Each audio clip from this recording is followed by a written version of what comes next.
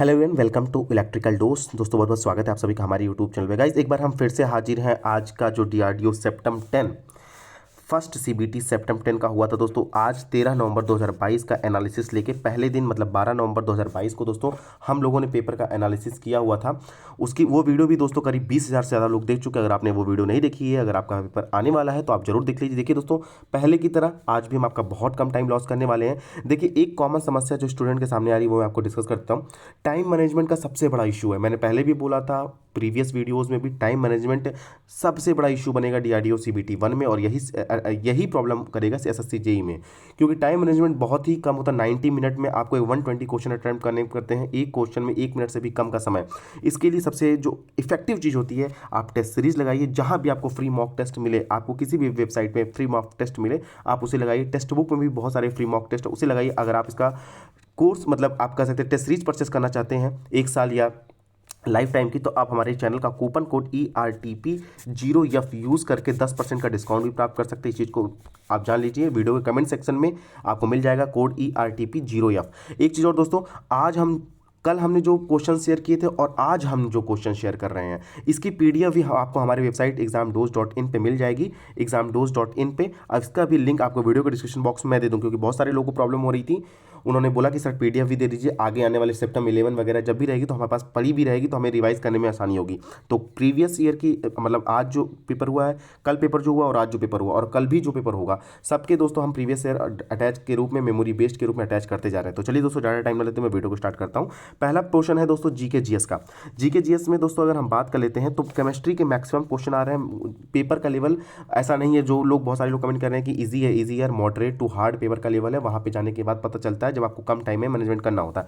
Classification of kingdom से भी question, biology से रिलेटेड क्वेश्चन आ रहे हैं। केमिकल इक्वेशन से एक क्वेश्चन आया था, ऑक्सीडेशन से दो तीन क्वेश्चन थे, आयरन रस्टिंग से रिलेटेड क्वेश्चन था, पॉलिटी से 3 क्वेश्चन थे, इलेक्ट्रिसिटी से 2 क्वेश्चन थे, करंट से, मैग्नेट से 1 क्वेश्चन था, मोशन से 1 क्वेश्चन था, आईएनएस विक्रांत से 1 क्वेश्चन था।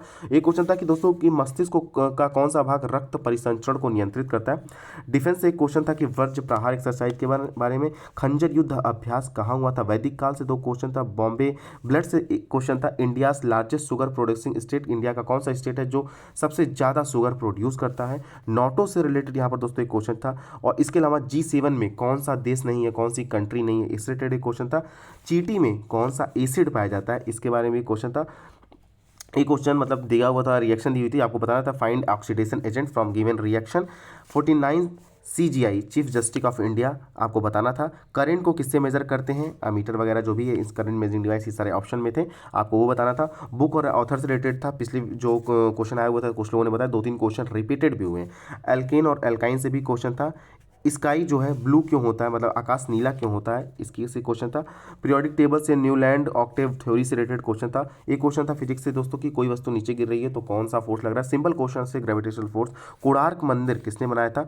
सुप्रीम और हाई कोर्ट से रिलेटेड रीट के बारे में भी क्वेश्चन थे। तो दोस्तों ये जीके और जीएस मैंने कंबाइंड बता दिया, इसमें जनरल नॉलेज और जनरल साइंस के भी क्वेश्चंस कंबाइंड थे। तो ये बात दोस्तों रही। और देखिए बहुत सारे लोग कह रहे हैं सर डिस्ट्रीब्यूशन कैसा है।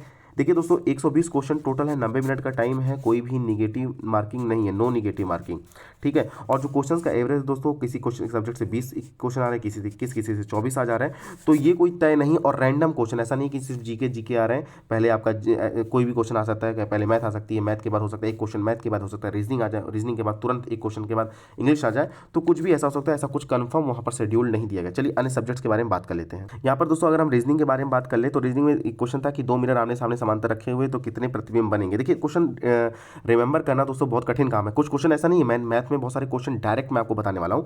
फिलहाल रीजनिंग में टॉपिक जो क्वेश्चन थे, सिटिंग अरेंजमेंट थे, कोटिंग और डिकोडिंग के 2-3 क्वेश्चन थे।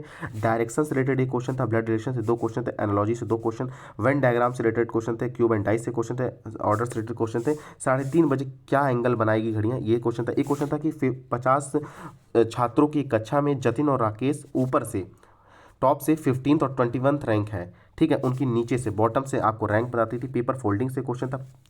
स्टेटमेंट एंड कंक्लूजन से क्वेश्चन था। फाइंड ऑड वन से रिलेटेड भी क्वेश्चन थे, स्टेटमेंट एंड कंक्लूजन से भी क्वेश्चन से। तो ये सारे कॉमन क्वेश्चन, रीजनिंग के जो कॉमन टॉपिक्स होते हैं दोस्तों, उससे रिलेटेड क्वेश्चन था। कैलेंडर से भी एक क्वेश्चन था। मैथ के काफ़ी क्वेश्चन मैं आपको यहाँ पर बताने वाला हूँ। देखिए दोस्तों, एवरेज से 3 क्वेश्चन थे, रेशियो से 3 क्वेश्चन थे, मेंसुरेशन में स्फीयर वगैरह से क्वेश्चन थे। देखिए एक क्वेश्चन था दोस्तों कि साइड्स ऑफ ट्रायंगल गिवन है, आपको इस तरह की एक सर्कल इनक्लोज सर्कल का आपको बताना था, एरिया फाइंड करना था। तो इस फॉर्मूले से अपॉन 2√3 से लग जाएगा। परसेंटेज से एक क्वेश्चन था, प्रॉफिट एंड लॉस से 3 क्वेश्चन, टाइम एंड वर्क से 2 question, tan square theta minus sec square theta क्या होगा, y बराबर mx प्लस सी में m क्या है तो प्रवणता होती है। इसके बाद 10, 12, 14, 18, 20 का एवरेज, या फिर आप इन सबको जोड़ के जितना भी है उसे डिवाइड कर लीजिए, या फिर आप ये देख लीजिए ये AP अर्थमेटिक प्रोग्रेशन है, दो का अंतर है, तो फर्स्ट और लास्ट को डिवाइड करना ऐड करना था दोस्तों। तो यहाँ पर आपका AP निकल जाएगा। इफ द लेंथ ऑफ, यहाँ पे क्वेश्चन था, if the length of square is increase by 2.5 time then what will be the impact on area.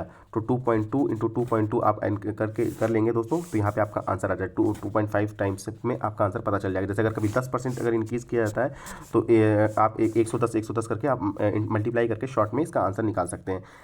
यहाँ पर दोस्तों एक स्क्वायर दिया हुआ था, आपको बताया था कि एक स्क्वायर है, 22 उसकी साइड्स है, और उसकी एक सर्कल है, उसकी भी हमारा जो डायमीटर होता है वो भी 22 है, तो किसका एरिया ज़्यादा होगा। देखिए दोस्तों, ये क्वेश्चन कुछ ऐसे हैं जो टूटे फूटे क्वेश्चन है, ठीक है। आपको इस टाइप के क्वेश्चन आए, क्योंकि कैंडिडेट्स ऐसा होता है जब जल्दी बाजी में एग्जाम से निकलते तो ऐसा नहीं होता एग्जैक्ट क्वेश्चन आपसे शेयर हो जाएगा, ठीक है। इस चीज़ को भी ध्यान में रखिएगा कि अगर आपको टॉपिक भी पता चल जाता है तो ये भी अपने आप में एक बड़ी बात है दोस्तों, ठीक है। चलिए अब बात कर लेते हैं। एक और क्वेश्चन था कि अगर सन और अर्थ का डिस्टेंस हाफ कर दिया जाए तो कितना टाइम लगेगा टोटल घूमने में।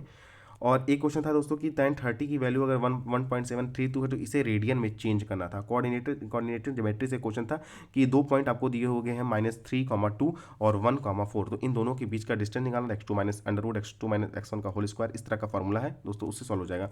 Find volume of spherical if area of surface is given, आपको स्फेरिकल का वॉल्यूम निकालना था, सरफेस का area of surface is given था।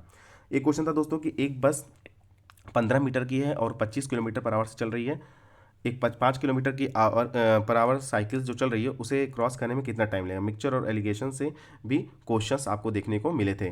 तो ये मैथ का भी दोस्तों क्वेश्चन जो है मॉडरेट टू हार्ड था, आपको ऐसा नहीं एक झटके में आपको आंसर आ जाएगा, आप 10-15 दिन की तैयारी में इसे टैकल नहीं कर सकते इतनी आसानी से, आपको प्रैक्टिस प्रॉपर करनी थी। इसीलिए मैं हमेशा कहता हूँ कि इस टाइप के क्वेश्चन जब भी एग्जाम रहे आप जितनी ज़्यादा हो सके कवर कीजिए, और प्रैक्टिस सेट मॉक टेस्ट जरूर लगाइए। और ये मॉक टेस्ट आपके लिए कितना यूजफुल होगा टाइम मैनेजमेंट में, इसका इम्पैक्ट आपको एग्जामिनेशन हॉल में जब क्वेश्चन सॉल्व करेंगे तब पता चलेगा। इंग्लिश ही दोस्तों, बहुत सारे लोगों ने इंग्लिश के बारे में ये बोला कि एक दिया कि आप बहुत ही इजी टू मॉडरेट लेवल की इंग्लिश आ रही है। इनकन्वीनियंस की करेक्ट स्पेलिंग पूछी थी।